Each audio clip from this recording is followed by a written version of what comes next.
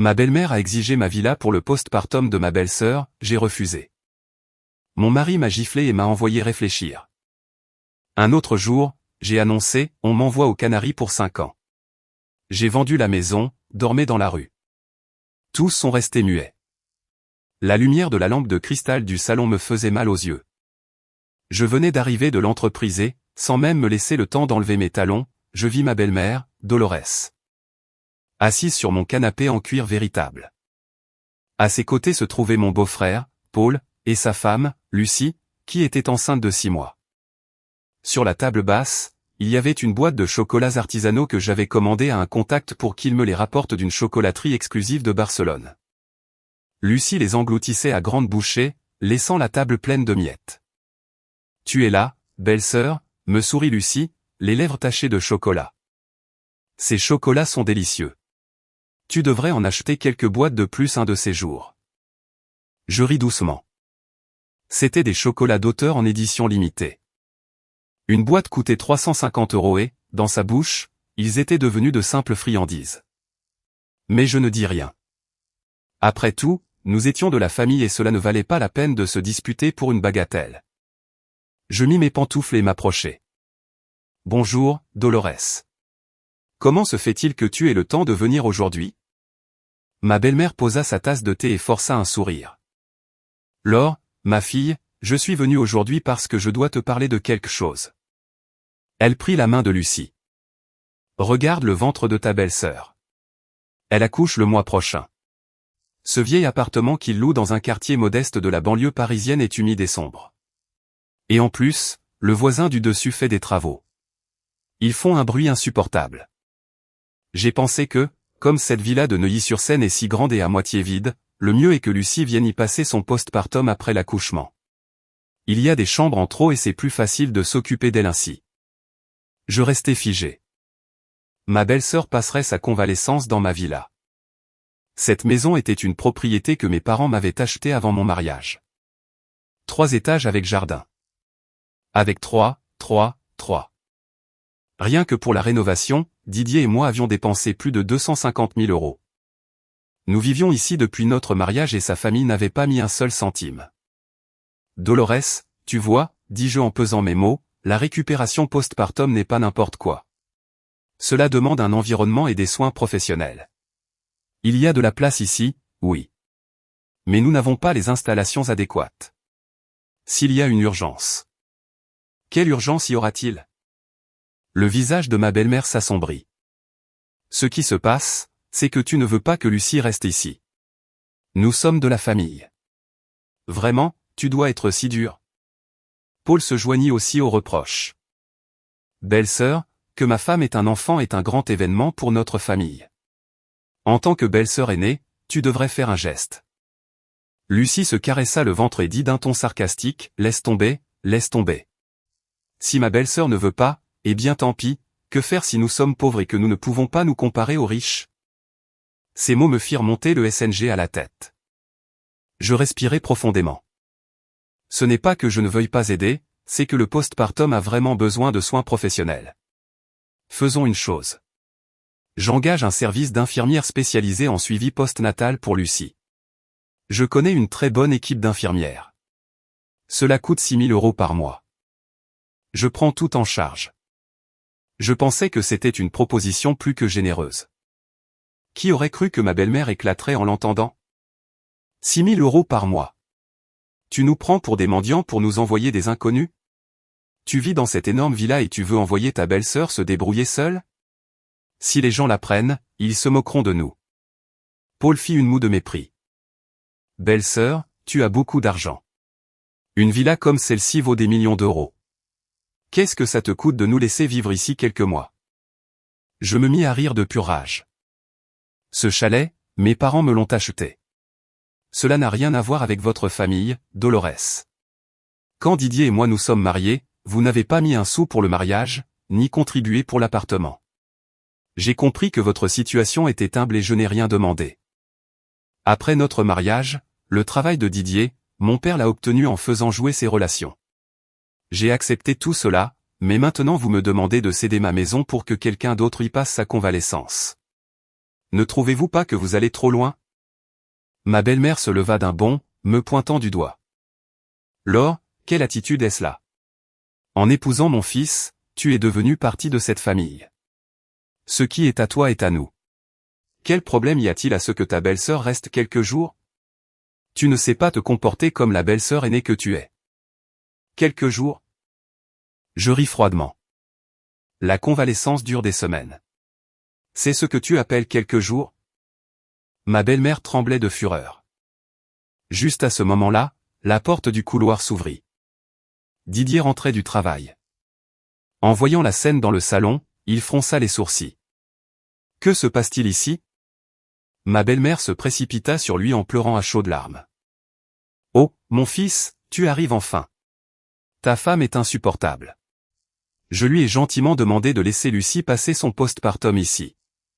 Et non seulement elle a refusé, mais elle nous a traités de crève-la-faim et nous regarde de haut. J'ouvris grand les yeux. Quand ai-je dit cela? Tu ne l'as pas dit. Mais n'insinues-tu pas que nous sommes pauvres et que nous ne sommes pas à ta hauteur?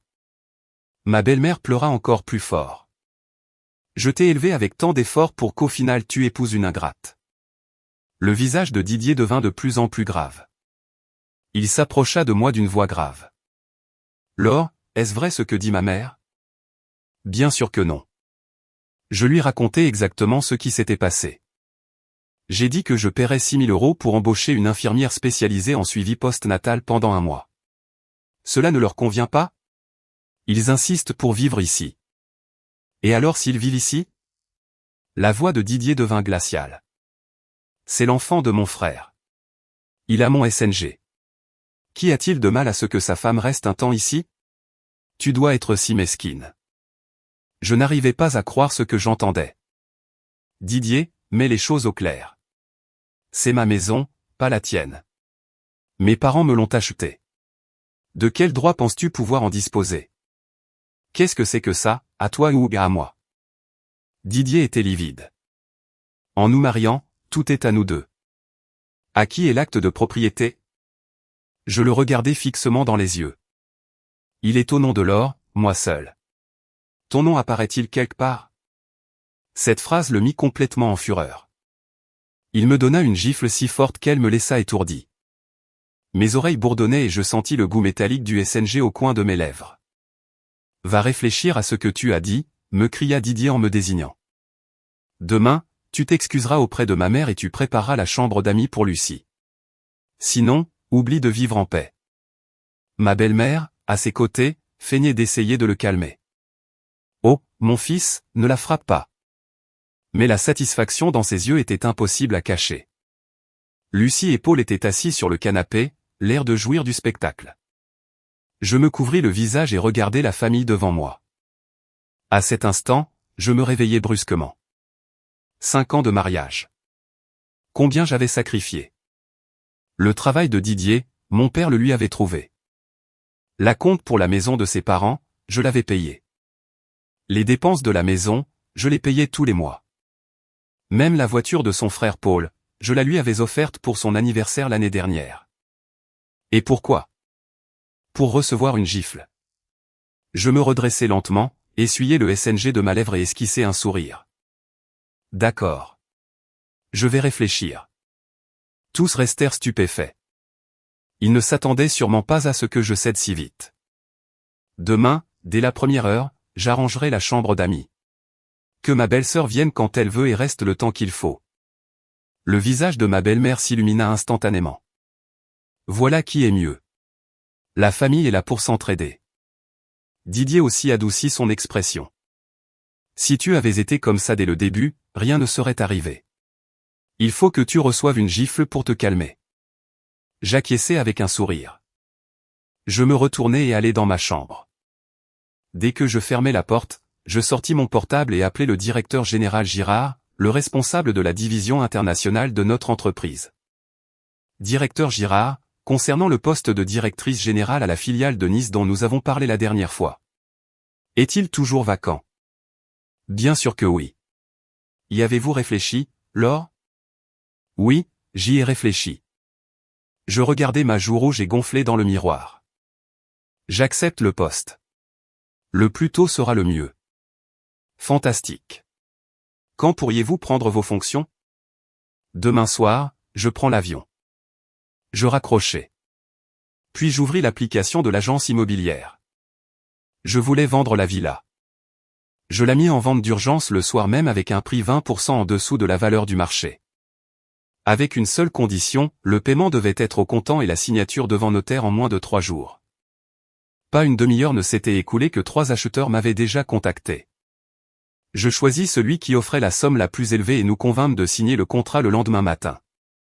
Après avoir fait tout cela, je m'appuyai sur la tête de lit et touchai ma joue, qui brûlait encore. Didier, penses-tu qu'une gifle va me faire baisser la tête? Tu te trompes. Je ferai payer toute ta famille pour ce coup. À 6 heures le lendemain matin, la vibration de mon portable me réveilla. C'était un message de l'agent immobilier. L'acheteur, Monsieur Nevers, avait confirmé la signature pour 10 heures du matin. Il avait l'argent liquide préparé et pouvait effectuer le virement à tout moment. Je répondis d'accord et me levai du lit sans faire de bruit. Didier ronflait toujours profondément. La nuit précédente, après m'avoir frappé, il était allé dormir comme si de rien n'était, comme quelqu'un qui écrase un moustique. Je le regardais un moment depuis le bord du lit. J'avais aimé cet homme il y a 5 ans. Il m'attendait à la porte de mon bureau avec un vélo, un bouquet de fleurs des champs à la main, m'invitant à manger des tapas au bar du quartier. À l'époque, je pensais qu'il était sincère, humble, différent des petits messieurs coureurs de jupons que je connaissais. Mes parents s'étaient opposés au mariage. Ils disaient que sa famille n'avait pas de ressources et que nous n'étions pas de la même classe. Je ne les ai pas écoutés. Je me suis obstiné à me marier et j'ai même convaincu mes parents de ne rien demander et de ne pas nous acheter l'appartement ensemble, juste pour être avec lui. Ils avaient fait un banquet pour 20 tables et le menu coûtait moins de 40 € par personne. Je portais une robe de mariée d'occasion achetée sur internet et je souriais comme une idiote. Maintenant, à y penser, c'était pathétique. Je me lavais, me maquillais un peu en utilisant du correcteur pour bien cacher la marque rouge sur mon visage et ouvris le dressing pour faire ma valise. Ce dressing mesurait 40 mètres carrés. C'était plus grand que l'appartement où je vivais avant. Il était plein de mes vêtements, sacs et chaussures, beaucoup d'entre eux ayant encore leur étiquette. Je ne pris qu'une grande valise, y mis quelques vêtements quotidiens, des crèmes, mon ordinateur portable, mon passeport, des documents importants et quelques bijoux. Tout le reste, je le laissais là. Après tout, ce n'était que des choses matérielles.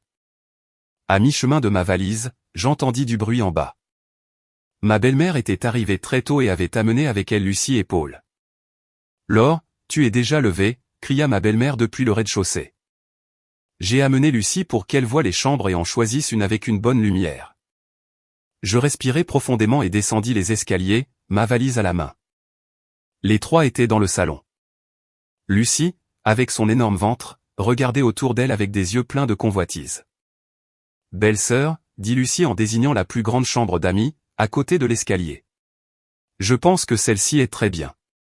Elle donne au sud et il y a beaucoup de soleil. »« C'est mon bureau, dis-je. »« Eh bien, on le change et c'est tout, » ordonna ma belle-mère d'un geste de la main. « Les livres iront ailleurs. Ce sera pour Lucie. Ah, et il faut aussi préparer une chambre pour l'infirmière spécialisée en suivi postnatal. »« Une infirmière aussi ?» Je haussai un sourcil. « Bien sûr, » dit ma belle-mère avec effronterie. « Lucie va nous donner un petit-fils. Il faut embaucher la meilleure professionnelle, une qui coûte environ 3 000 €. Enfin, tu peux te le permettre. » Lucie ajouta sur le côté, « Belle-sœur, le sac pour l'hôpital, des choses pour le bébé, des vitamines et tout ça. Regarde, avec environ 10 000 €, nous avons assez. » Elle sortit un papier de son sac et me le tendit. Je ne le pris pas. Le sourire de Lucie se figea. « Dolores. » Lucie, je l'ai regardée calmement. « Ce que j'ai accepté hier, j'y ai bien réfléchi et je pense qu'il faut faire un changement. » Le visage de ma belle-mère changea. « Tu vas te défiler ? » Je ne me défile pas. Je sortis un dossier de mon sac. « Ce que je veux dire, c'est que puisque vous voulez que Lucie vive dans le luxe, pourquoi ne pas mettre directement la villa à son nom ? Ainsi, nous nous épargnons des problèmes. » Les 3 restèrent muets. « La mettre à son nom, balbutia Paul. » Oui, dis-je en souriant. Vous ne disiez pas que ce qui est à moi est à votre famille. Eh bien, je vous donne la maison directement et il n'y a plus à discuter. Les yeux de ma belle-mère s'illuminèrent instantanément. Tu es sérieuse? Complètement sérieuse. Je leur tendis le document. C'est le contrat de donation. J'ai déjà signé. Il ne vous reste plus qu'à signer. Lucie arracha impatiemment le contrat et commença à le feuilleter, mais son expression changea rapidement. Attends, elle fronça les sourcils. Ici, il est dit que la maison a une hypothèque en cours. Ah, oui, dis-je d'un ton distrait. Il y a quelque temps, j'ai hypothéqué la maison à la banque pour contracter un prêt. Il reste encore 1 million d'euros à payer. Si vous gardez la maison, vous devrez prendre en charge la dette. 1 million d'euros, cria Paul. Où allons-nous trouver 1 million d'euros? Eh bien, alors il n'y a rien à faire. Je retirai le contrat. Si vous ne pouvez pas payer l'hypothèque, je ne peux pas mettre la maison à votre nom. Ma belle-mère devint nerveuse. Eh bien, paie d'abord l'hypothèque et ensuite tu la mettras à notre nom. Et pourquoi devrais-je la payer? Je la regardai en penchant la tête. Tu ne disais pas que ce qui est à moi est à vous? Eh bien, les dettes sont aussi de la famille. Soit vous assumez la maison avec ses dettes, soit il n'y a pas de maison. Vous n'allez pas prendre que le bon. Les trois se regardèrent sans savoir quoi dire. Je riais intérieurement. Pour jouer avec moi, il leur restait encore beaucoup à apprendre. Bon, laissons ce sujet. Je regardai l'horloge. J'ai des choses à faire. Je m'en vais. Où vas-tu? Ma belle-mère me coupa le chemin. Nous n'avons pas encore préparé la chambre de Lucie. Nous parlerons plus tard quand tu reviendras. Je commençai à marcher vers la porte avec ma valise. Attends. La voix de Didier résonna depuis l'escalier. Il descendait en pyjama et en voyant la valise dans ma main, il fit une tête de moins que rien. Où vas-tu? Voyage d'affaires. Quelques jours, dis-je sans broncher. Tu portes une si grande valise pour un voyage d'affaires. J'en ai besoin pour le travail. Didier me regarda fixement pendant quelques secondes. Soudain, il s'approcha et me saisit le poignet. Laure, tu essaies encore de me tromper? Il serra très fort. Ça me fit mal. Je supportais la douleur et le regardai. Didier, je pars juste en voyage d'affaires. Qu'est-ce que c'est que ça? Pourquoi as-tu mis autant de maquillage aujourd'hui? Il plissa les yeux. Tu essaies de cacher quelque chose? En disant cela, il me passa brusquement la main sur le visage. Un morceau de correcteur disparut, laissant apparaître la marque claire des 5 doigts. Le salon resta silencieux pendant 3 secondes. Ma belle-mère et Lucie se regardèrent, mais aucune ne dit rien. Didier regarda la marque sur mon visage, son regard trembla un instant, mais il retrouva vite sa froideur habituelle. Tu l'as bien cherché à force de parler. Je me mis à rire. Oui, je l'ai bien cherché. Je me dégageai de son étreinte, pris ma valise et sortis par la porte. Derrière moi, j'entendis la voix de ma belle-mère. Mon fils, tu dois tenir ta femme en laisse. Je la trouve très bizarre. Elle ne peut rien faire, dit Didier avec impatience. Il lui faut juste une bonne leçon. Quand elle reviendra, je lui donnerai une autre leçon. Je montai en voiture et démarrai. Dans le rétroviseur, je vis la villa s'éloigner de plus en plus. Adieu, ma maison. En sortant de la résidence sécurisée, je me dirigeai directement vers l'agence immobilière. L'acheteur, Monsieur Nevers, m'attendait déjà. C'était un homme d'une 50aine d'années, dans le commerce international. Il semblait sérieux. Madame Laure, j'ai vu votre maison. Bonne situation et excellente distribution, dit Monsieur Nevers en souriant. La seule chose qui me surprend, c'est que le prix soit si inférieur au marché. J'ai besoin d'argent de toute urgence, c'est pourquoi je la vends bon marché, expliquai-je. Mais il y a une condition. Toutes les formalités devant notaire doivent être réglées aujourd'hui et l'argent doit être sur mon compte dans un délai maximum de 3 jours. Aucun problème, accepta Monsieur Nevers sans hésiter. J'ai déjà les 4 millions d'euros de prêt. Je peux vous les virer aujourd'hui même. La signature se déroula sans accroc. À midi, j'avais 4 millions d'euros de plus sur mon compte bancaire. En sortant de chez le notaire, le soleil m'éblouit. Je restais sur le trottoir à regarder la circulation passer et soudain, je ressentis une sensation d'irréalité. 5 ans de mariage, une villa échangée contre 4 millions et une gifle. Cela en avait-il valu la peine? Non, mais je n'allais pas me laisser faire. Je sortis mon portable et envoyai un message aux ressources humaines de l'entreprise pour confirmer que j'étais prête pour le vol de ce soir vers Nice. Puis j'appelai mon avocat. Maître Fournier, les papiers de divorce que je vous ai demandé de rédiger. Pourriez-vous me les apporter à l'aéroport Charles de Gaulle avant que je ne prenne mon vol ce soir? Bien sûr, Laure. Et concernant le partage des biens, nous ferons comme vous me l'avez demandé. Il ne recevra pas un centime. Après avoir raccroché, je conduisis jusqu'à un centre commercial, tant qu'à partir, autant m'acheter de nouveaux vêtements. À 16 heures, je sortis chargé de sacs. Mon portable sonna. C'était ma belle-mère. J'hésitai un instant, mais répondit. Laure, où t'es-tu fourrée? Sa voix sonnait furieuse. Tu sais quelle heure il est? Tu ne vas pas revenir faire à manger? Tu veux nous faire mourir de faim. Je regardai l'horloge. Dolores, je suis dehors. Je n'ai pas le temps de rentrer pour faire à manger. Débrouillez-vous. Nous débrouiller? Tu comptes qu'une vieille dame comme moi se mette à cuisiner? Tu n'as donc pas de cœur? Eh bien, commandez quelque chose. Bien sûr, commander de la nourriture coûte de l'argent, puisque tu ne nous donnes pas de quoi vivre. Je respirai profondément. Dolores, je te donne 800 € par mois pour les dépenses. Je te les ai virés la semaine dernière. Et qu'est-ce que je fais avec 800 €? Ça ne suffit même pas pour les courses du supermarché. Eh bien, je ne sais pas quoi te dire, répondis-je sèchement. J'ai des choses à faire. Je raccroche. Ose me raccrocher au nez et tu vas voir. Tu dois rentrer tout de suite. Je lui raccrochai directement. Immédiatement après, un appel de Didier arriva. Je ne répondis pas. Il rappela. Je ne répondis pas non plus. Finalement, il m'envoya un message par WhatsApp. Laure, tu ferais mieux d'être à la maison avant le dîner. Sinon, attends-toi aux conséquences. À la fin du texte, il mit un émoticône de poing. Je me mis à rire en voyant le message. Les conséquences. Parfait. Nous verrions qui subirait les conséquences. Je conduisis jusqu'à l'entrée de la résidence sécurisée, mais je n'y entrai pas. De loin, je vis que les lumières du salon étaient allumées et des ombres bougeaient. Ma belle-mère, Lucie, Paul et Didier étaient à l'intérieur, m'attendant. Je sortis mon portable, fis une dernière photo du chalet et pris la direction de l'aéroport. À 19 heures, j'arrivai au terminal de l'aéroport Charles de Gaulle. Maître Fournier m'attendait déjà et me tendit un épais dossier. Laure, voici l'accord de divorce. Jetez-y un œil. Je passai plusieurs pages, allant directement à la section du partage des biens.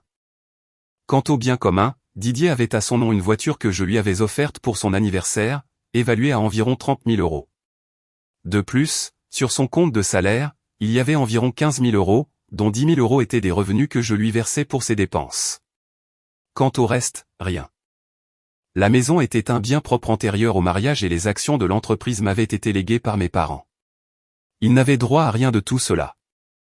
Selon la loi, les biens communs acquis pendant le mariage doivent être divisés à parts égales, expliqua Maître Fournier. Mais les preuves que vous nous avez fournies démontrent que la partie défenderesse n'a pratiquement pas contribué financièrement à la famille et, en fait, a dépendu financièrement de vos revenus. Dans cet accord, nous demandons qu'ils partent sans bien et nous exigeons une indemnisation de 50 000 € pour les dommages moraux causés par la violence conjugale que vous avez subie. Le signerez-vous? Si vous ne le signez pas, nous présenterons la demande. Le rapport médical de l'hôpital et les photos sont des preuves suffisantes. J'acquiesçai satisfaite et signai l'accord. Au fait, Maître Fournier, je vous demande une faveur.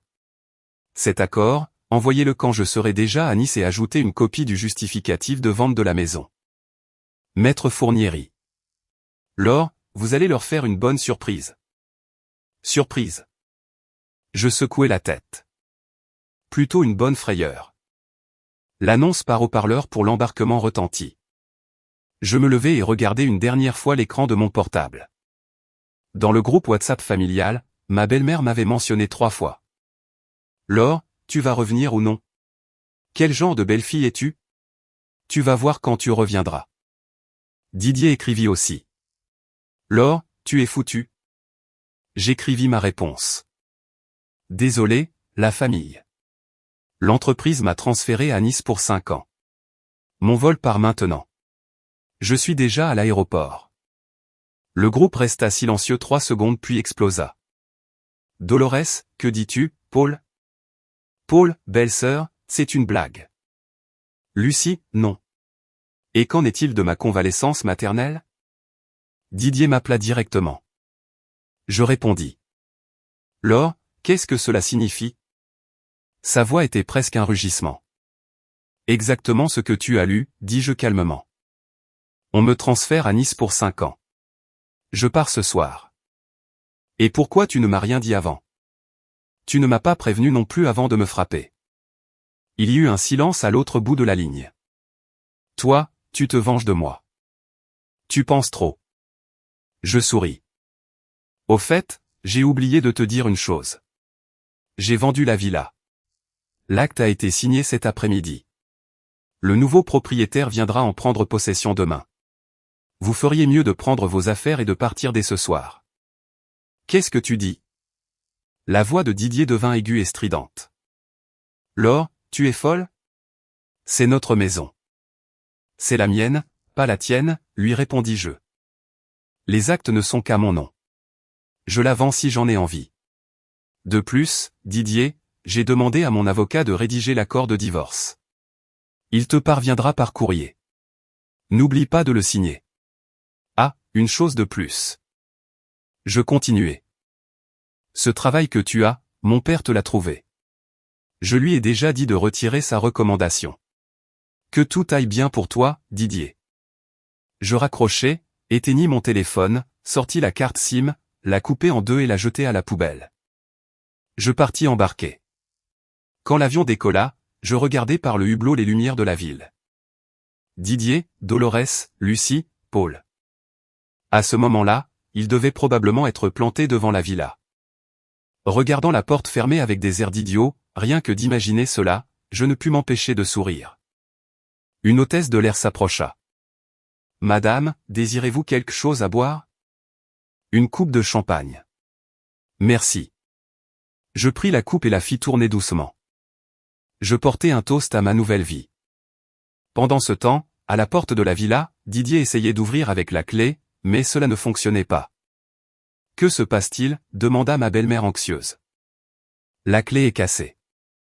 À cet instant, un camion de déménagement se gara devant la porte et plusieurs ouvriers en descendirent.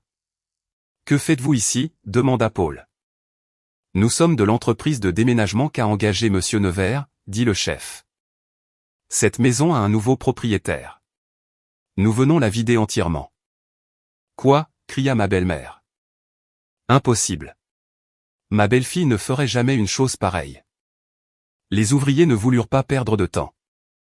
Ils ouvrirent la porte avec le double des clés et commencèrent à sortir les meubles.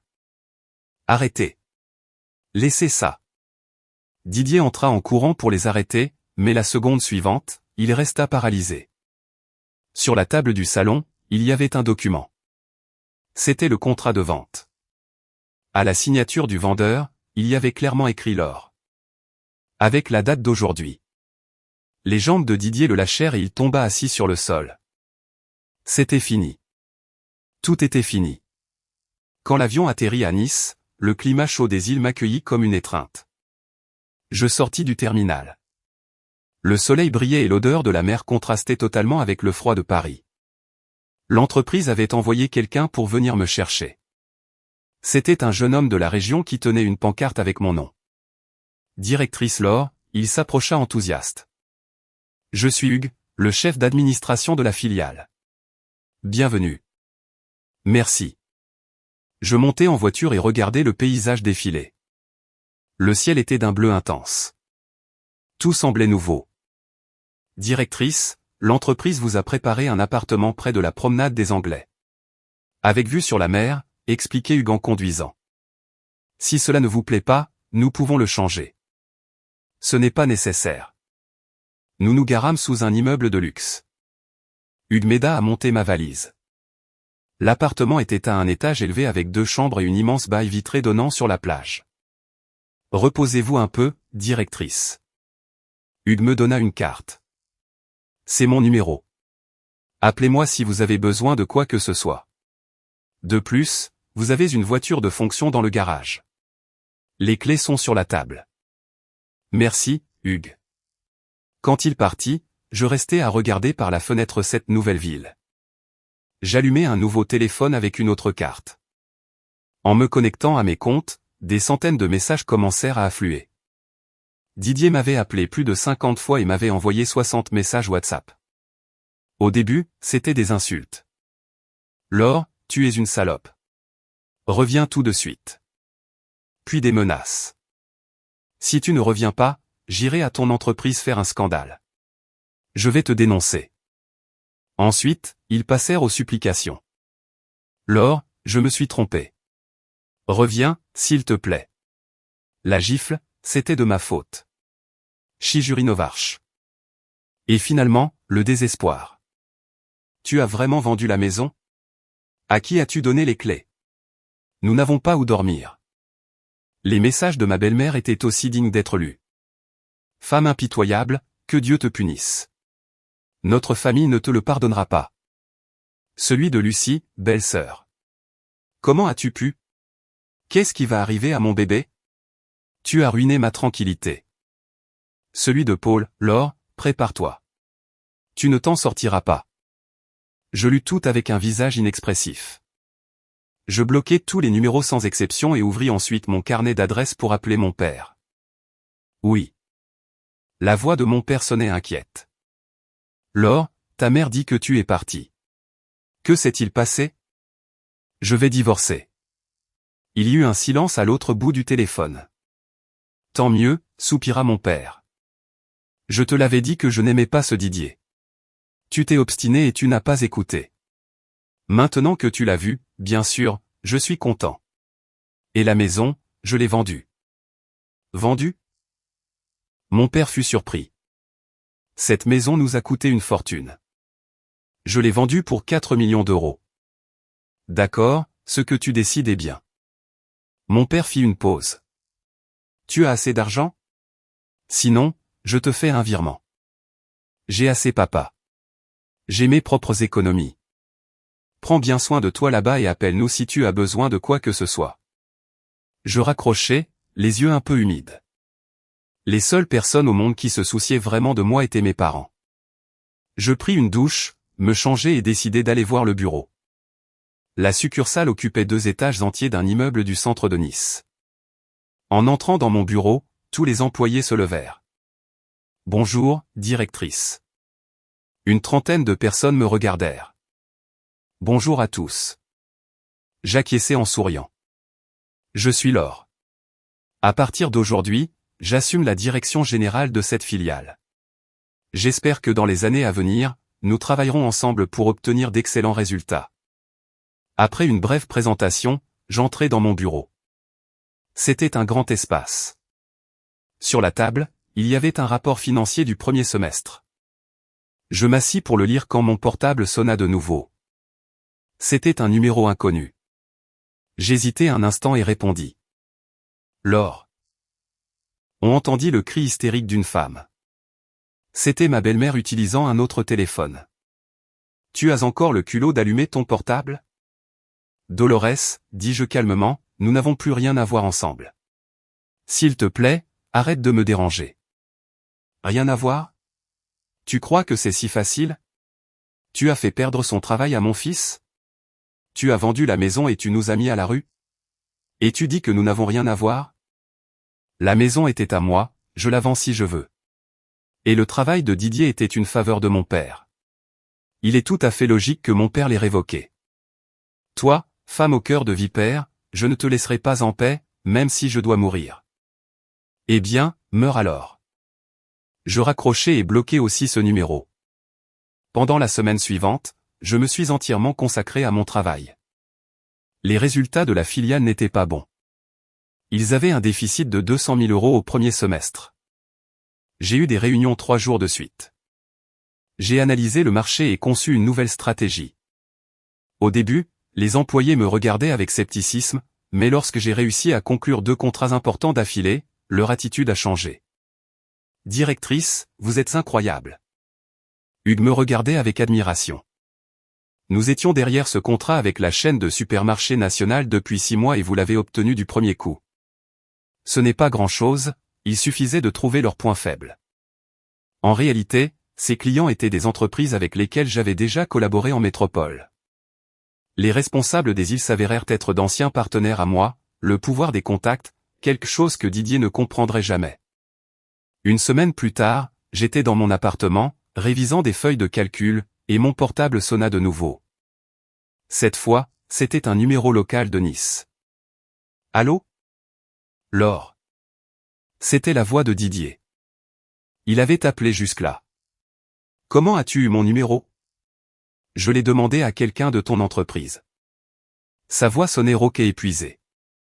Laure, je me suis trompé. Je me suis vraiment trompé. Reviens. Oui, Didier. C'est fini entre nous. Non, nous n'avons pas divorcé. Je ne signerai pas. Comme tu veux, dis-je froidement. Si tu ne signes pas, je présenterai la demande.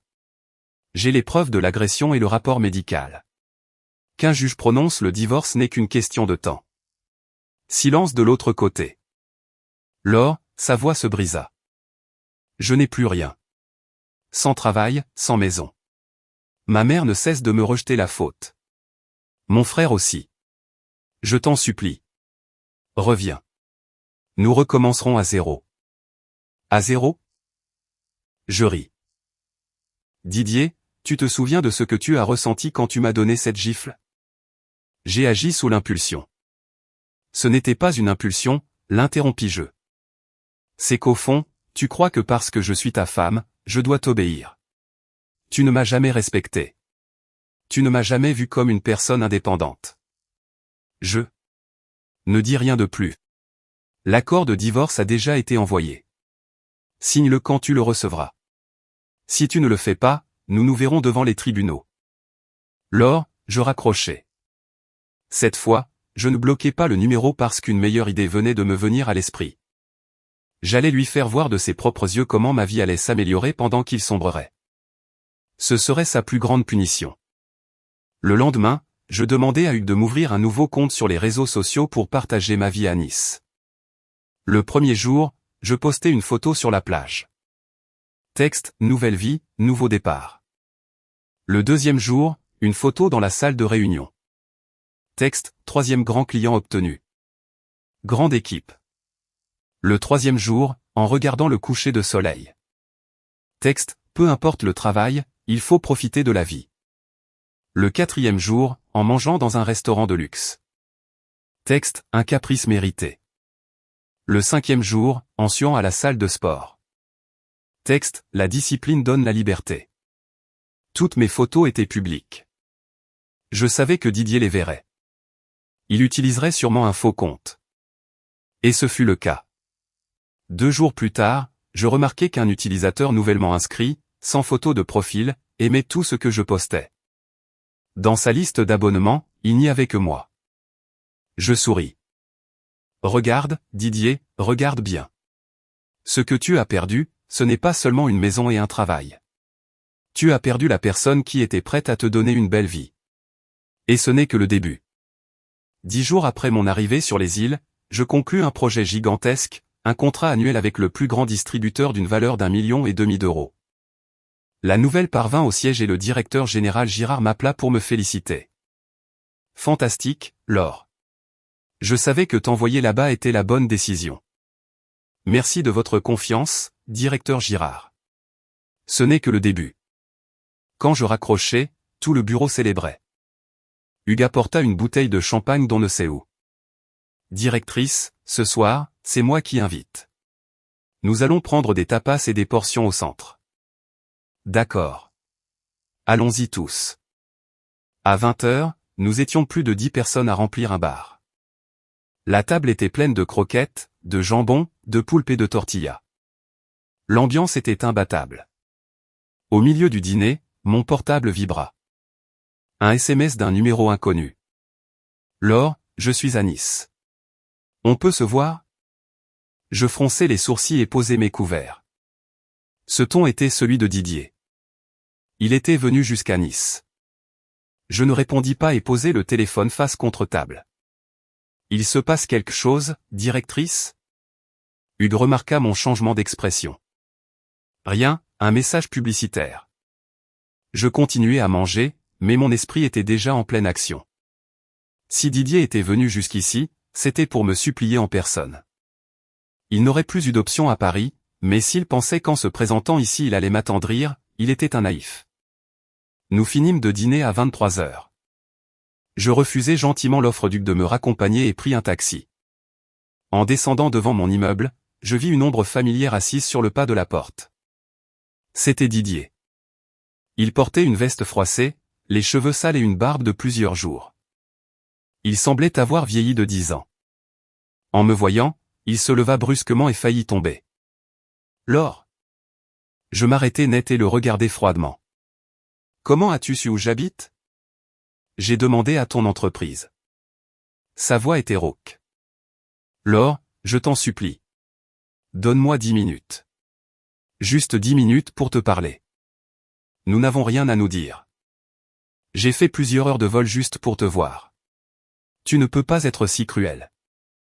Les gens qui passaient dans la rue commençaient à nous regarder. Je ne voulais pas faire de scène là-bas. Monte et nous parlerons, puis tu t'en iras. Il hocha la tête sans arrêt. Dans l'ascenseur, il me regardait du coin de l'œil, n'osant pas parler. Je fixais les numéros des étages d'un air de pierre.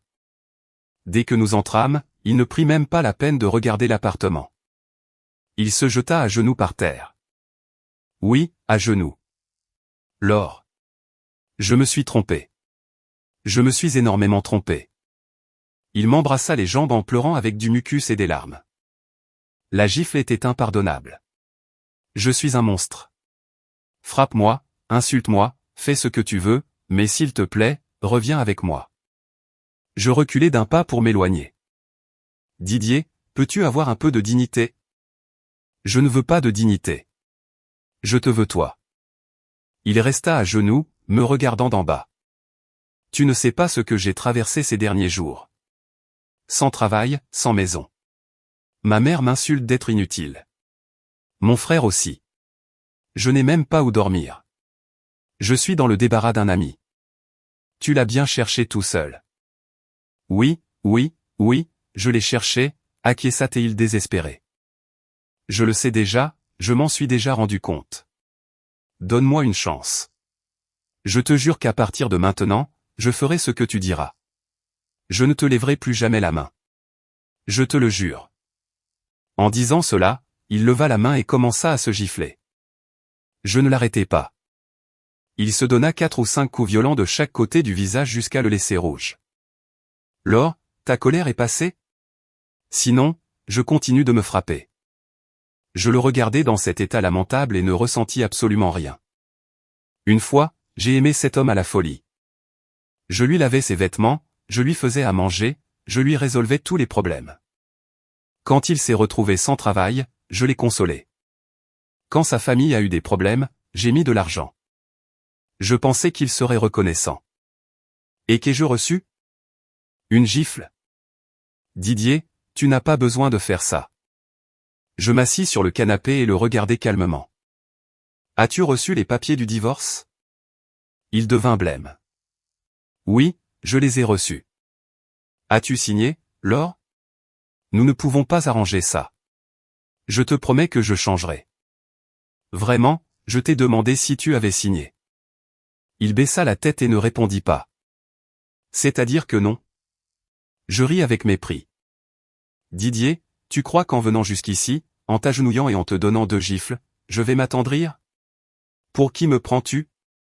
Je ne suis pas toi. Écoute-moi, l'interrompis-je.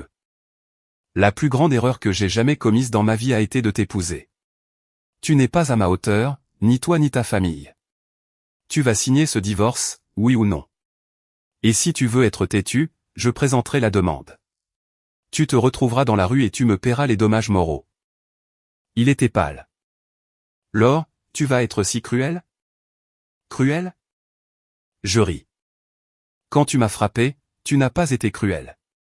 Quand ta mère m'a insulté, ce n'était pas cruel. Quand toute ta famille a essayé de me voler la maison, vous n'avez pas été cruel. Et maintenant tu me parles de cruauté. Il ouvrit la bouche, mais ne sut quoi dire. Bon, tout est dit. Je me levai et ouvris la porte. Va-t'en. Ne reviens plus ici. La prochaine fois, j'appelle la police. Il se leva lentement et se dirigea vers la porte. Avant de sortir, il se retourna. Je sais que ce que je dirai ne servira à rien, dit-il à voix basse. Mais je veux que tu saches que je t'ai vraiment aimé. Tu m'as aimé? Je m'appuyai sur le cadre de la porte. Tu sais quel est mon plat préféré? Il resta muet. Tu sais que je suis allergique au pollen? Son visage pâlit encore plus. Tu sais que je ne peux pas dormir s'il y a de la lumière? Et les stores doivent être complètement baissés. Le silence le plus absolu se fit. Tu ne m'aimais pas, dis-je froidement. Tu voulais mon argent, ma maison et mon utilité. Tu ne t'es jamais donné la peine de me connaître vraiment. Je fermai la porte. Du couloir, j'entendis le son de ses pleurs réprimés, puis ses pas s'éloignant. Je m'appuyai contre la porte et fermai les yeux. Dire que cela ne me faisait pas mal serait mentir. Cela faisait 5 ans. On éprouve même de l'affection pour un chien, mais je savais parfaitement que je ne pouvais pas revenir en arrière. Revenir en arrière, c'était tomber dans l'abîme. Le lendemain au bureau, Hugues s'approcha de moi d'un ton mystérieux. Directrice, à la réception, on dit qu'un homme espagnol est resté assis toute la nuit sur le pas de la porte de l'immeuble et n'est parti qu'à l'aube. Mon stylo s'arrêta. Je ne le connais pas, dit au concierge de ne pas le laisser entrer. Je pensais que l'affaire en resterait là, mais je sous-estimais à quel point Didier pouvait être effronté. 3 jours plus tard, je reçus un appel de mon amie Valérie de Paris. Laure, tu as entendu ce que ton mari a fait. Qu'est-ce qu'il a fait? Il s'est posté chez tes parents? Il s'est agenouillé devant la porte pour les supplier de te convaincre de revenir. Ton père a eu une montée de tension à cause du dégoût. Je me levai d'un bond. Quoi? Ta mère m'a appelé. Elle dit que cet idiot a passé la journée entière à genoux devant la porte. Les voisins ont tout vu. Ton père est sorti pour le chasser et le type ne voulait pas partir, exigeant des explications. Je serrai mon portable si fort que mes ongles faillirent s'enfoncer dans ma paume. Didier, tu cherches ta ruine? D'accord, je m'en occupe. Je raccrochai et appelai directement mon avocat. Maître Fournier, entamez les démarches de la demande de divorce. Parfait, Laure, j'ai toutes les preuves prêtes. La semaine prochaine, nous la déposerons au tribunal et vérifier si nous pouvons le dénoncer pour harcèlement envers mes parents. Nous pouvons demander une ordonnance de restriction, mais cela prendra un peu de temps. Eh bien, demandez-la. Je raccrochai.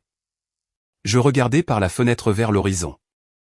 Didier, je t'ai donné l'opportunité de t'en sortir avec dignité. Si tu ne la veux pas, ne me reproche pas de ne pas avoir de pitié. Une semaine plus tard, je reçus la copie de la notification du tribunal. Maître Fournier était rapide. La procédure de divorce était officiellement lancée.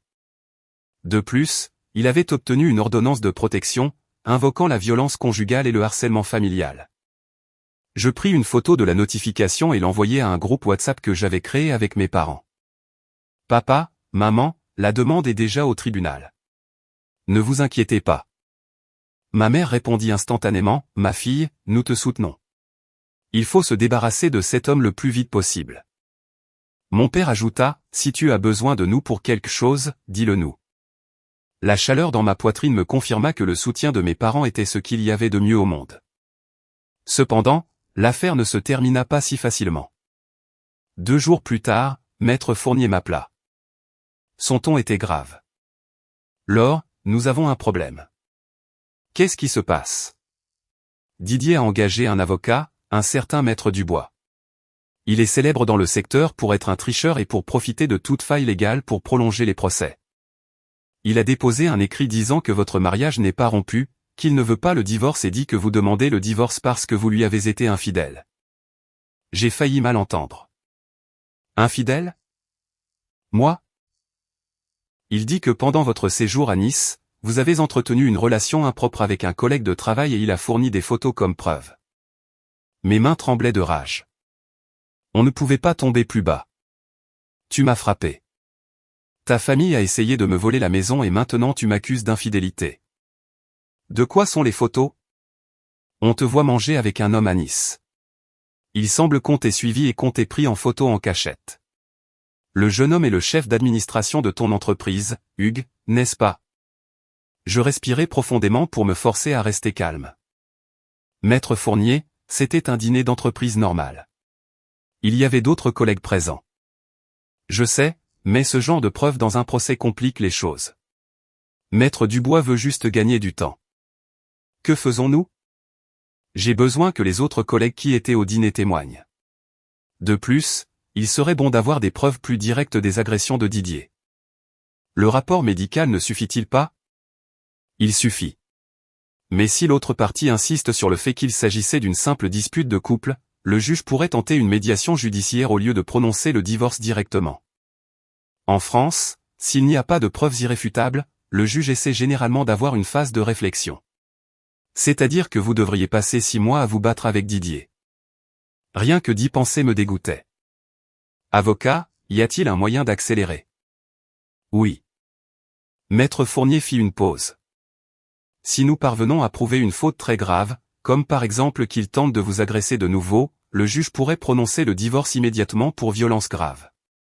Qu'il tente de m'agresser de nouveau? Une idée me vint. Avocat, s'il me frappe encore, je pourrais divorcer tout de suite. En théorie, oui. Mais Laure, ne faites pas de folie. Tranquille, je sais ce que je fais. Je raccrochais. Je restais dans le bureau à réfléchir. Didier était à Paris et moi à Nice. Ici, il ne pouvait pas me toucher. Mais si je retournais à Paris? Et s'il perdait les pédales en me voyant? Sachant comment il était, à quel point il est désespéré, sans travail, sans maison et sans fierté. Si je me mets devant lui et que je le provoque, il ne pourra sûrement pas se contenir. Il me fallait un plan pour qu'il révèle sa vraie nature. Ce soir-là, je postais un statut. Je reviens à Paris mercredi prochain pour régler quelques affaires personnelles. J'y resterai 3 jours. Quelqu'un pour boire un verre? Je configurais la confidentialité pour que seul le faux compte de Didier puisse le voir. Effectivement, en moins de 5 minutes, il a aimé. Je lâchai un rire froid et éteignis mon portable. L'hameçon était lancé, il ne restait plus qu'à ce que le poisson morde. Le mardi soir, je m'envolai pour Paris. Je n'avais dit à personne mon horaire de vol, mais je savais que Didier se débrouillerait pour le savoir.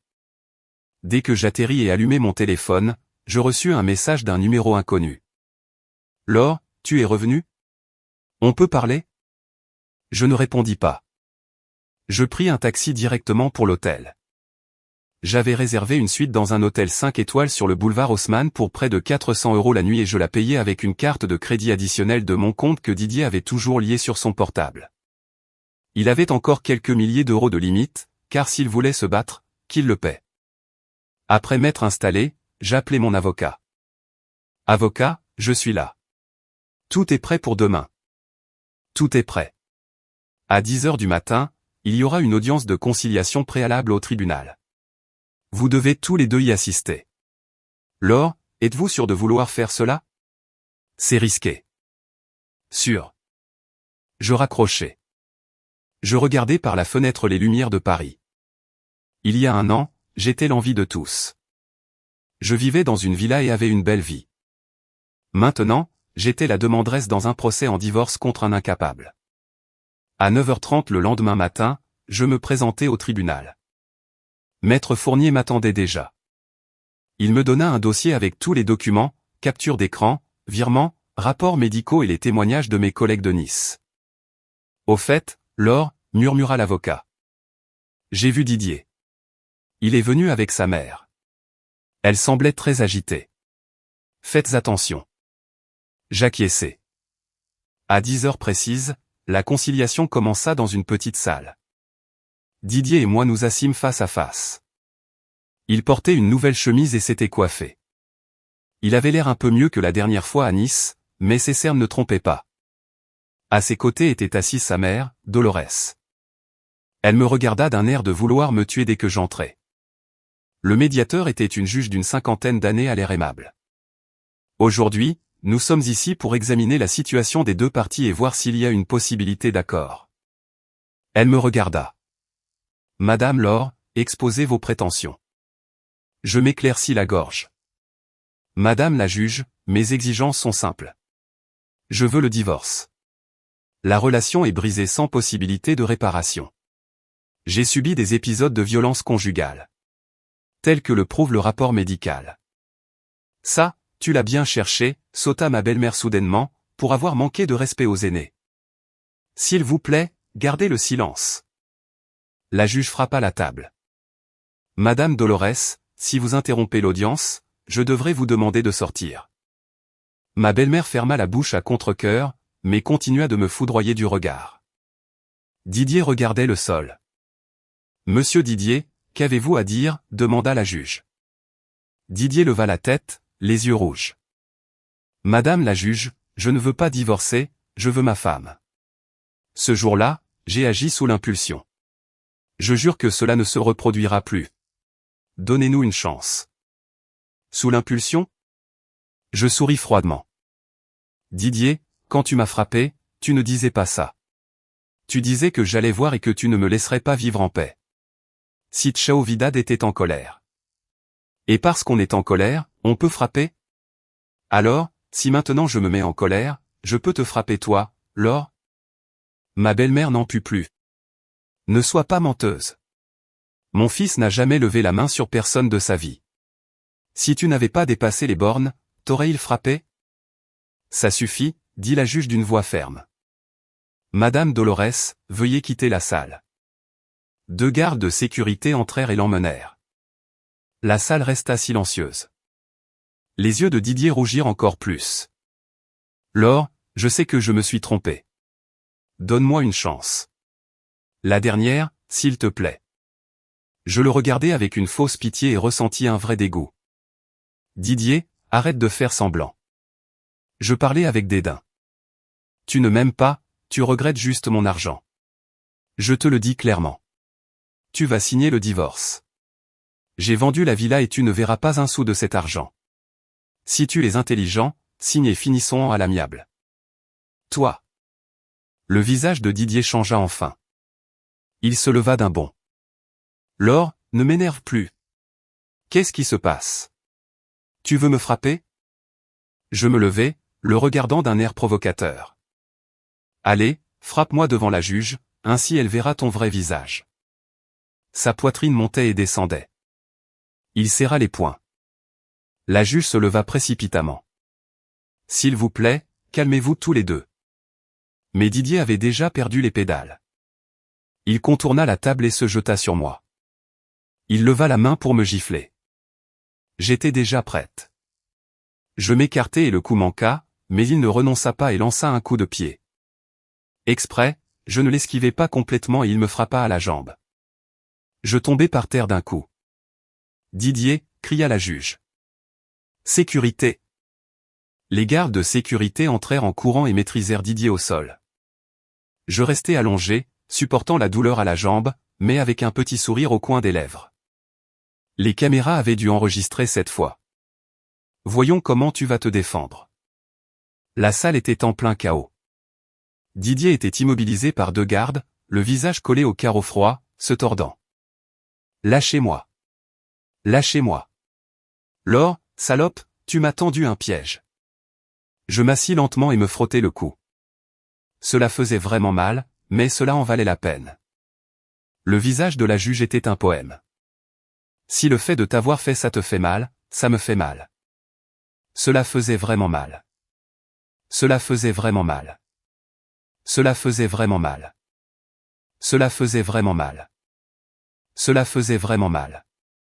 Elle s'approcha de moi. Madame, vous allez bien? On appelle une ambulance? Ce n'est pas nécessaire, madame la juge, je secouai la tête. Ce n'est qu'un coup. Mais je savais qu'un coup suffisait parce que toutes les personnes présentes, la juge, la greffière et les gardes de sécurité, avaient été des témoins oculaires de l'agression. C'était une preuve irréfutable. La juge se tourna vers l'homme immobilisé d'un ton très sévère. « Didier, êtes-vous conscient de ce que vous faites ? Agresser la demanderesse au tribunal devant le personnel du tribunal est un outrage. » « Elle m'a provoqué. »« Elle l'a fait », hurlait Didier. Quelle que soit la raison, l'agression est intolérable. La juge fut catégorique. Cet acte de conciliation est terminé. Compte tenu de la conduite du défendeur, je recommanderai dans mon rapport qu'une sentence de divorce immédiate soit prononcée. De plus, monsieur Didier, attendez-vous aux sanctions pertinentes de la part de ce tribunal. Elle fit un geste au garde pour qu'il l'emmène. Pendant qu'il le traînait, Didier tourna la tête pour me regarder. Son regard était rempli d'une haine profonde. « Laure, tu vas voir. Tu ne t'en sortiras pas. » Je ne dis rien. Je le vis simplement disparaître. Quand ils le sortirent enfin, je respirai soulagé. Maître Fournier s'approcha rapidement pour m'aider à me lever.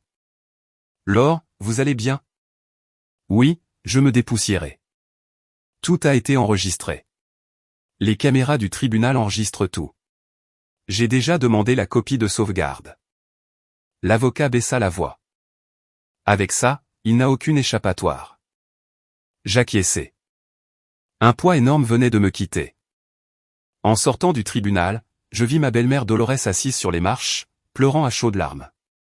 Oh, mon pauvre fils! Quel malheur d'avoir fait entrer cette vipère dans la famille. Des gens s'étaient rassemblés autour d'elle pour bavarder.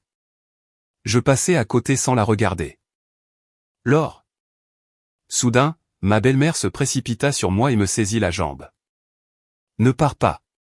Tu as ruiné mon fils. Tu ne peux pas partir. Je la regardais de haut sans ressentir la moindre pitié. Lâche-moi. Je ne te lâche pas. Si tu ne me donnes pas d'explication maintenant, tu ne pars pas. Je me baissai et lui murmurai à l'oreille. Dolores. Si tu ne me lâches pas, j'appelle la police tout de suite et je dis que tu m'agresses. Les caméras du tribunal enregistrent tout. Elle se raidit. Je profitai de son désarroi pour me dégager et marcher rapidement vers le parking. Derrière moi, j'entendis son cri déchirant. Mon Dieu, rends justice. Qu'un éclair tombe sur cette femme perverse. Je ne regardai pas en arrière. Je retournai à l'hôtel. Je pris une douche chaude et mis de la crème sur le gros hématome de ma jambe.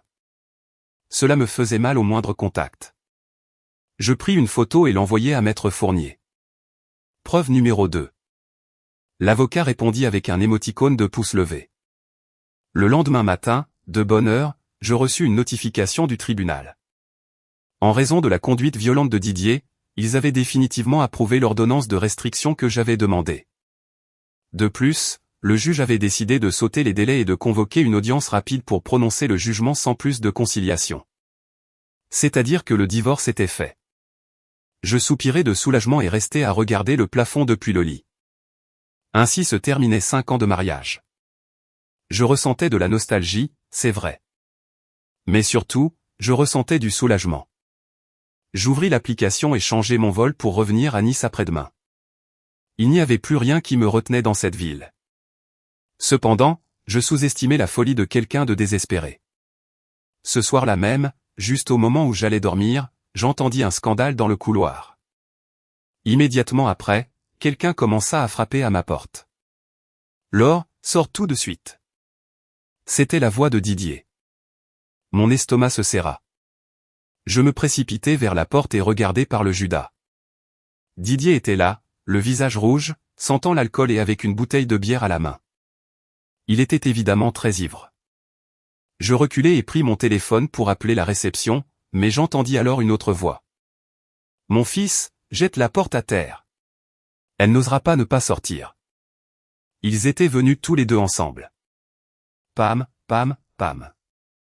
Didier commença à donner des coups de pied dans la porte de toutes ses forces. Bien que la porte de l'hôtel fût en bois massif, elle craquait sous les coups d'un homme adulte. Je composai immédiatement le numéro de la réception. « Bonjour, dans la chambre 117, il y a quelqu'un d'ivre qui fait un scandale et donne des coups de pied dans ma porte. S'il vous plaît, envoyez quelqu'un de la sécurité immédiatement. Tout de suite, madame, le personnel de sécurité monte maintenant. En raccrochant, les bruits de l'extérieur devinrent encore plus forts. Laure, salope, sors de là, rugissait Didier ivre. Tu ne voulais pas divorcer? Sors et dis-le-moi en face. Ne lui parle plus, mon fils. Jette la porte à terre et voyons quelle excuse elle nous donnera. Ma belle-mère jetait de l'huile sur le feu. Un autre coup brutal. La serrure craqua. Il semblait qu'elle allait céder.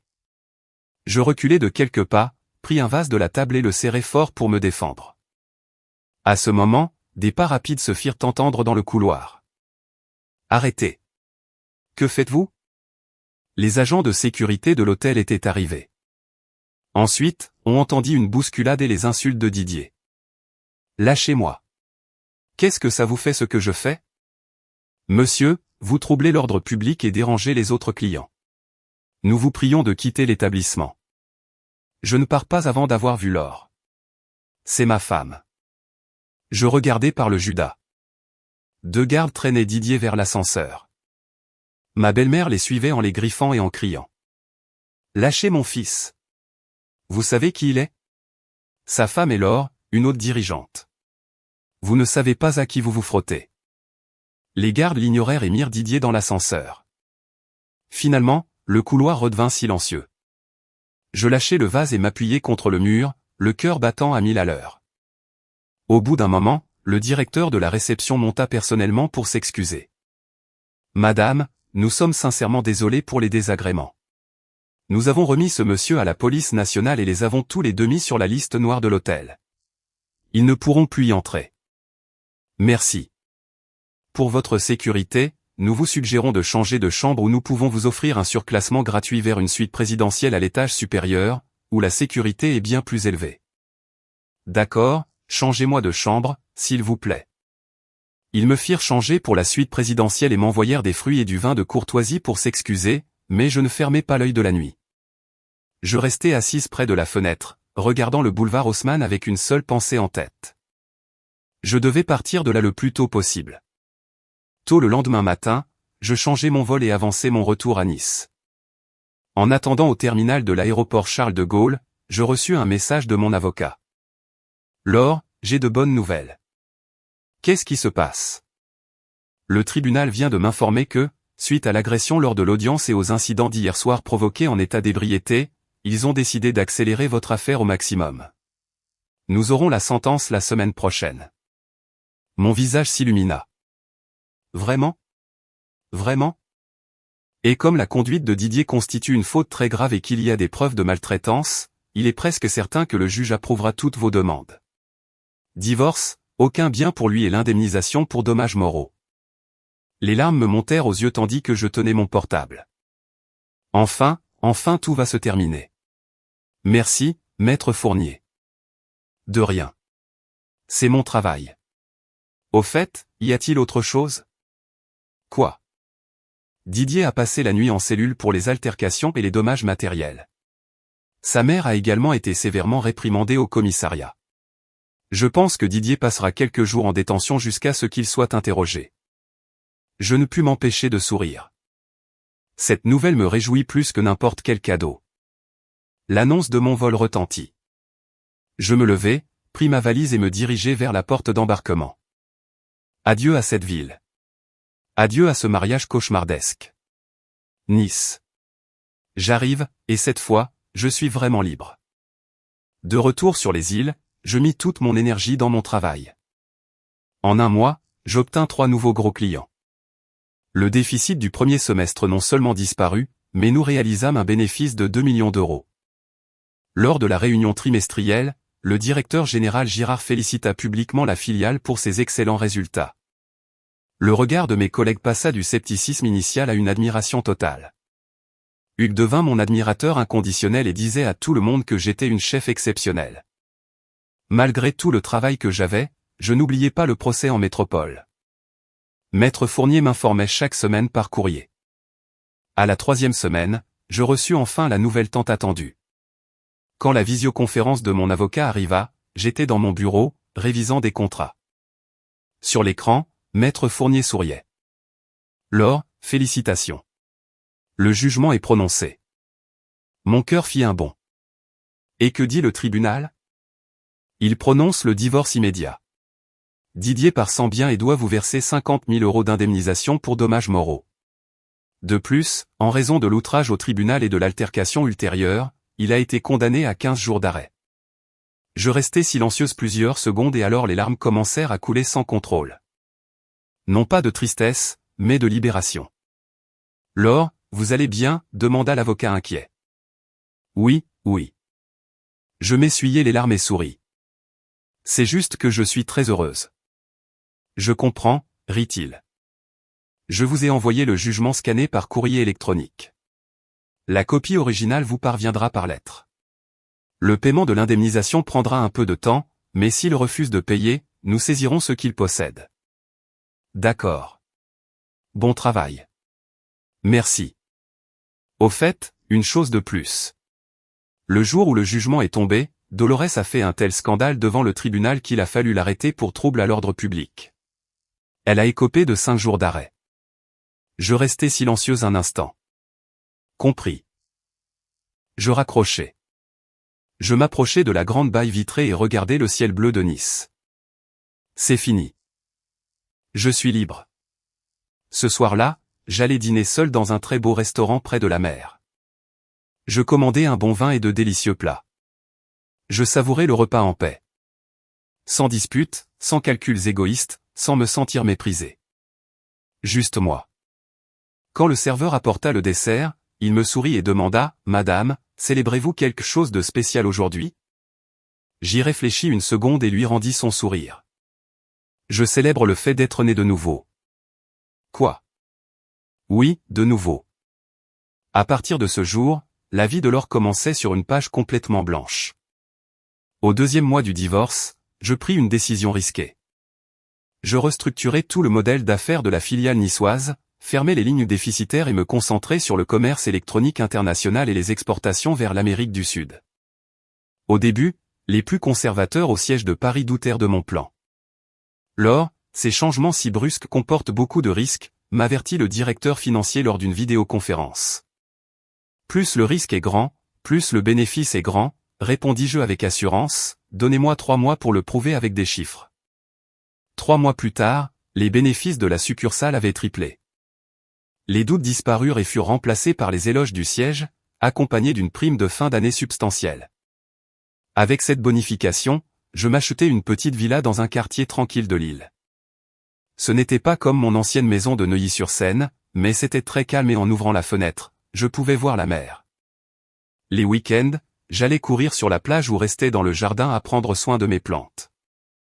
J'avais une vie simple et épanouie. Un jour, alors que j'arrosais les fleurs, mon portable sonna. C'était un numéro inconnu de la métropole. J'hésitai, mais répondis. Oui.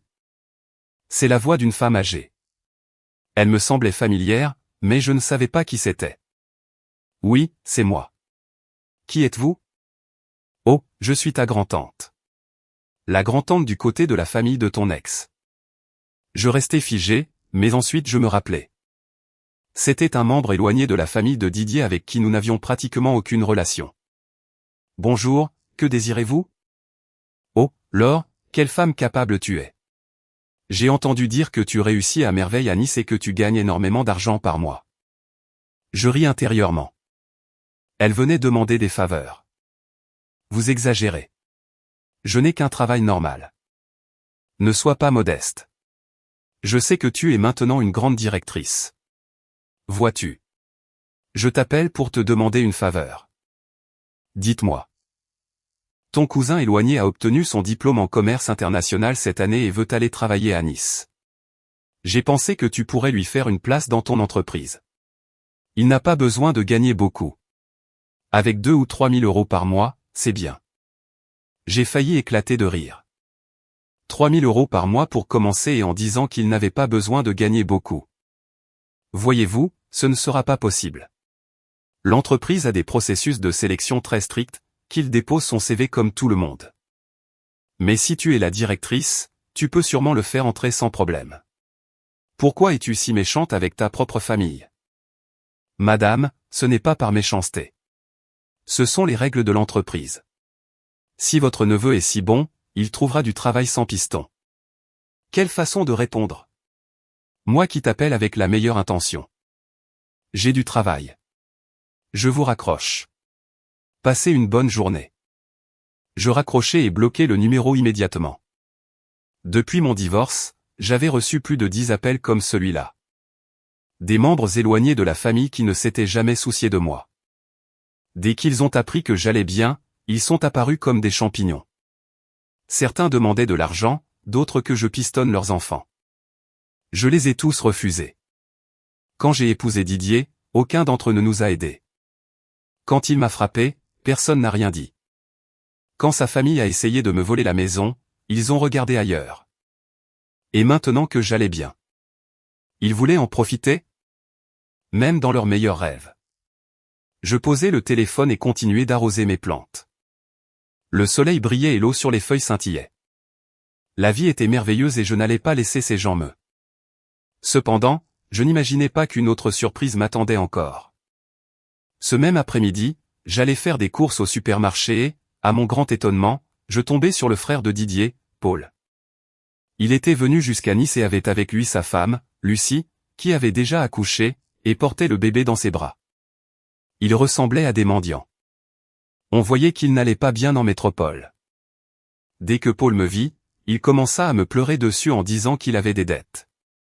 Tandis que Lucie sanglotait à ses côtés. Je ris intérieurement. Ils voulaient que je paie leurs dettes? Ils croyaient que j'étais toujours la même idiote qu'avant. Il fallait que je leur fasse bien comprendre que je n'avais plus rien à voir avec eux. Je leur tournai le dos et m'éloignai vers la caisse, ignorant leurs lamentations.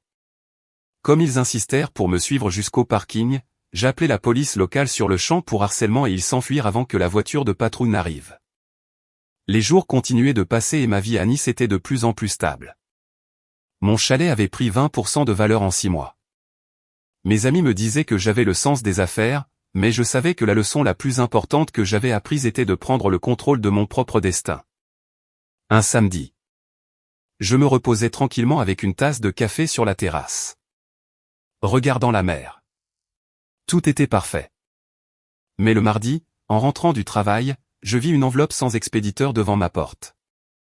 Je l'ouvris avec précaution à l'aide de mes clés et trouvai à l'intérieur des photographies. C'étaient des photos de moi à Nice, au bureau, au supermarché, me promenant sur la plage, dînant au restaurant. Elles avaient été prises de loin. Quelqu'un me suivait. Je sentis un frisson me parcourir le dos. J'entrai, fermai à clé et appelai Maître Fournier. Avocat, quelqu'un me suit et m'a envoyé des photos à la maison. Quoi? Il devint sérieux. Vous savez qui c'est? Non, mais je soupçonne Didier ou sa famille. Vous avez des caméras de sécurité chez vous? Oui, aux 2 entrées. Gardez les enregistrements. Je vous suggère d'aller à l'hôtel quelques jours par sécurité. De plus, je vais déposer une plainte et demander que l'ordonnance de restriction soit renforcée afin que personne de sa famille ne puisse venir dans votre ville sans être arrêté. D'accord. Je partis dans un hôtel du centre. Je ne parvenais pas à comprendre pourquoi Didier continuait. Il avait perdu le procès et s'était retrouvé à la rue. Croyait-il qu'en me suivant, il allait obtenir quelque chose ou voulait-il simplement se venger? J'en avais marre d'être passive. Je décidai de passer à l'offensive. Le lendemain, par l'intermédiaire d'Hugues, j'engageai une agence de sécurité privée. 2 gardes du corps me protégeraient 24 heures sur 24. J'installai des traceurs GPS dans ma voiture et dans ma maison, connectés à la police. Puis je contactai un magazine d'actualité nationale à Paris. J'acceptai de leur accorder une interview exclusive en tant que dirigeante d'une multinationale. Dans l'interview, je parlais publiquement pour la première fois de mon mariage, depuis mon amour au moment de me marier, en passant par les manipulations de ma belle-mère, la maltraitance de mon mari, jusqu'à ma décision de demander le divorce en exigeant qu'il parte sans rien. Et mon déménagement sur les îles ne mentait en rien à la pure vérité. Le reportage fut publié et devint viral en quelques heures. Les commentaires furent unanimes en ma faveur. Cette femme est une héroïne. Il faut laisser les machistes dans la rue. La maltraitance ne se pardonne jamais. Demander le divorce a été la meilleure décision. Quelle famille de beaux-parents dégoûtante qui essaie de lui voler son chalet. Mais le plus important, c'est que cette publication a exposé toute la famille de Didier à l'opinion publique. Ses voisins, ses connaissances, tous ont appris ce qu'ils avaient fait. Dolores n'osait même plus sortir acheter du pain. Les gens la pointaient du doigt dans la rue. Paul et Lucie sont devenus des parias. Même les maîtresses de la crèche de leur fils les regardaient mal. Paul s'est disputé avec Didier en lui disant que c'était de sa faute s'ils étaient la risée du quartier. Personne ne savait où Didier s'était caché. 3 jours après le reportage, je reçus une bonne nouvelle de mon avocat. Lors, aujourd'hui, les 50 000 € de l'indemnisation ont été versés. D'où les a-t-il sortis s'il n'avait pas un sou? Il a vendu les terres que sa famille possédait au village. Avec ça, il a réussi à réunir l'argent. L'avocat fit une pause. Il m'a aussi donné une lettre pour vous. Vous voulez que je vous la lise? Jetez-la à la poubelle. Parfait. Je raccrochai. J'étais à la fenêtre de l'hôtel. L'ombre de cette famille ne m'importait plus car ma vie était éclairée par le soleil. 3 mois plus tard, le printemps arriva. La ville était magnifique. J'étais devant un nouvel immeuble de bureaux de 12 étages, des ciseaux dorés à la main. Prête pour la coupe du ruban inaugural. Je ressentais une fierté indescriptible. Oui, j'avais démissionné de mon poste. 3 mois plus tôt, le lendemain de la publication du reportage, j'avais présenté ma démission au directeur général Girard. Laure, vous faites un excellent travail. Pourquoi partez-vous, m'avait-il demandé au téléphone. Directeur, je vous remercie pour tout ce que vous avez fait pour moi, mais je veux créer ma propre entreprise. Il avait soupiré. Je comprends. Vous avez de la vision. Si un jour vous avez besoin de quelque chose, vous savez où me trouver. Avec l'argent qui me restait de la vente de la villa de Neuilly-sur-Seine et mes investissements, j'ai fondé ma propre entreprise. Horizon Clair International, spécialisé dans le commerce extérieur et le conseil aux entreprises. Grâce à mes contacts et ma réputation, nous avons commencé à recevoir des clients dès le premier jour. Aujourd'hui, c'était l'inauguration. Directrice, c'est l'heure, me dit mon assistante en me tendant un microphone. Je m'adressais aux invités, clients, amis et au premier rang mes parents qui avaient pris l'avion depuis Paris pour être avec moi. Merci à tous d'être venus, dis-je. Et ma voix résonna dans toute la rue. Aujourd'hui est un jour très important pour Horizon Clair International. Il y a 1 an, je suis venu ici pleine de blessures, pensant que ma vie était ruinée. Aujourd'hui, je sais que toucher le fond ne sert qu'à l'impulsion. Le public applaudit avec émotion. Je veux dire à tout le monde, mais surtout aux femmes qui traversent une mauvaise passe, de ne pas avoir peur de repartir de zéro. Quand vous avez le courage de vous éloigner des personnes toxiques et de ce qui vous fait du mal, la vie vous récompense. Je tiens à remercier mes parents de m'avoir donné le courage de continuer. Je fis une profonde révérence. Après la cérémonie, les gens commencèrent à partir. J'étais dans mon nouveau et immense bureau, regardant la ville d'en haut. Mon téléphone vibra. C'était Maître Fournier. Laure, juste pour vous informer, Dolores, la mère de Didier, a dû être hospitalisée pour un pic de tension. Actuellement, elle et Didier vivent en location dans une minuscule chambre dans un quartier de la périphérie de Paris. Ils en bavent. Je lus le message et le supprimai. Je ne ressentis ni pitié, ni joie. Ces gens ne faisaient plus partie de mon monde. On frappa à la porte. Entrez. C'était Hugues. Il portait un nouveau costume et un bouquet de fleurs. Hugues, que fais-tu ici? Tu n'étais pas dans l'autre entreprise. Il haussa les épaules et sourit. J'ai appris que tu avais monté ta propre entreprise et je suis venu te demander du travail. As-tu une place pour moi? Je ris. Tu étais le chef d'administration. Venir ici, c'est te rabaisser. Pas du tout. Il me regarda très sérieusement. Travailler avec toi a été la meilleure période de ma vie professionnelle. Je sais qu'à tes côtés, nous irons très loin. J'acquiesçai de la tête. Bienvenue à Horizon Clair International. Tu commences demain à la même heure. Quand Hugues sortit, je restai à regarder le coucher de soleil doré sur la ville. Je sortis mon portable et cherchai une vieille photo dans la galerie. C'était la photo de mon mariage avec Didier, où j'apparaissais dans cette robe bon marché, souriant comme une idiote. Je la regardai une dernière fois et appuyai sur supprimer. Elle disparut pour toujours, tout comme ce passé épouvantable. Je rangeai mon téléphone dans ma poche, mis ma veste et sortis du bureau à la lumière du crépuscule. Le téléphone sonna de nouveau. Numéro inconnu. J'hésitai et répondis. Oui, c'est Laure. Je suis journaliste pour le magazine Économie de France. Nous voulons vous proposer de faire la couverture de notre prochaine édition. Cela vous intéresse? Je fus surprise. Comment me connaissez-vous? Nous connaissons vos succès professionnels de la dernière année et votre histoire de dépassement personnel. Nous pensons que c'est un exemple merveilleux pour nos lecteurs. Je me mis à rire. D'accord. J'accepte. Je raccrochai. Je regardais le ciel, voyant les mouettes voler librement. Moi aussi, j'étais enfermé dans une cage, souffrant, pleurant et désespéré, mais maintenant j'étais libre. Et la vraie liberté n'est pas l'absence de problèmes, mais le courage de choisir son propre chemin. J'ouvris mes réseaux sociaux et publiai, aujourd'hui, nous inaugurons le nouveau bureau d'Horizon Clair International. Merci à ceux qui m'ont soutenu. Je volerai encore plus haut. En 1 minute, les commentaires commencèrent à inonder l'écran. Bravo, chef, vous êtes un exemple à suivre. En faisant défiler l'écran, je vis un message d'un utilisateur anonyme avec la photo d'un tournesol. Le message disait seulement « Je te souhaite d'être très heureuse ». Je restai à regarder le message quelques secondes. Je savais parfaitement qui c'était. Je répondis simplement « Je le suis ». J'éteignis l'écran, rangeai mon portable et continuai de marcher d'un pas ferme. Le chemin à parcourir était long, mais je n'avais plus aucune peur, car je savais que, où que j'aille, je serais toujours la protagoniste de ma propre vie. Le soir tombait sur les îles et les lumières commençaient à briller. Et ma vie venait de commencer.